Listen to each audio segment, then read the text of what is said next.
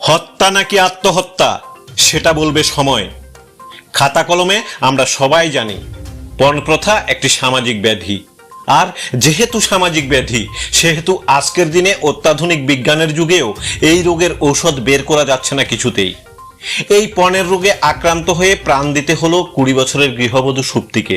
এমনটাই অভিযোগ এনে সুপ্তির স্বামী সুব্রতের বিরুদ্ধে মামলা দায়ের করলো সুপ্তির বাপের বাড়ির লোকজন।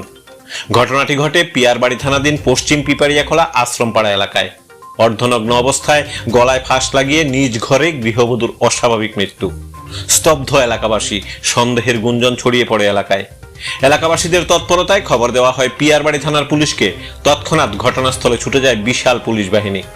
ময়নাতদন্তের জন্য সুপ্তির মরদেহ উদ্ধার করে পাঠানো হয় নিহারনগর প্রাথমিক স্বাস্থ্য কেন্দ্রে এবং অভিযোগের ভিত্তিতে গৃহবধূর স্বামী সুব্রত মজুমদারকে গ্রেপ্তার করে নিয়ে আসা হয় থানায়। স্বস্তির নিঃশ্বাস ফেলে এলাকাবাসীরা। ঘটনাটি ছিল এমন: প্রায় বছর 4 আগে সাবরুম মহকুমার শ্রীনগর নিবাসী সুপ্তি মজুমদারের সাথে হিন্দু শাস্ত্র মতে সামাজিকভাবে ঘটা করে বিয়ে হয় পশ্চিম পিপারিয়াখোলা আশ্রমপাড়ার বাসিন্দা সুব্রত মজুমদারের।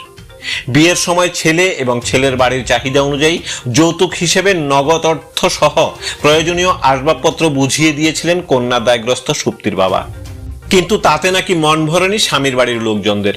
সুপ্তির বাপের বাড়ির অভিযোগ, বিয়ের কিছুদিন পর থেকেই যৌতুকের রোগে আক্রান্ত হয়ে নব গৃহবধূ সুপ্তির উপর শুরু হয় শারীরিক এবং মানসিক নির্যাতন। এর মধ্যে তাদের সংসারে লক্ষ্মী আসে ঘরে, জন্ম নেয় একটি ফুটফুটে কন্যা সন্তানের, যার বয়স বর্তমানে 2 বছর। সুপ্তির বাপের বাড়ির বক্তব্য অনুযায়ী কোজাগরীর লক্ষ্মী পুজোর পর মেয়ে সুপ্তি বাপের বাড়িতে বেড়াতে যায়। মাত্র 2 দিন আগে বাপের বাড়ি থেকে স্বামীর বাড়িতে আসে সুপ্তি, তারপরই এই ঘটনা।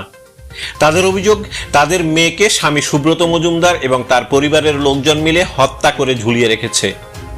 এত বড় ঘটনার পরও সুপ্তির বাপের বাড়িতে মেয়ের মৃত্যুর খবর দেয়নি স্বামী সহ তার পরিবার।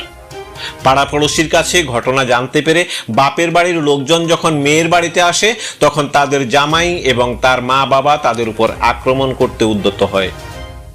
মৃতার বাপের বাড়ির অভিযোগ মূলে তার স্বামী সুব্রত মজুমদারকে গ্রেপ্তার করে পিয়ারবাড়ি থানার পুলিশ।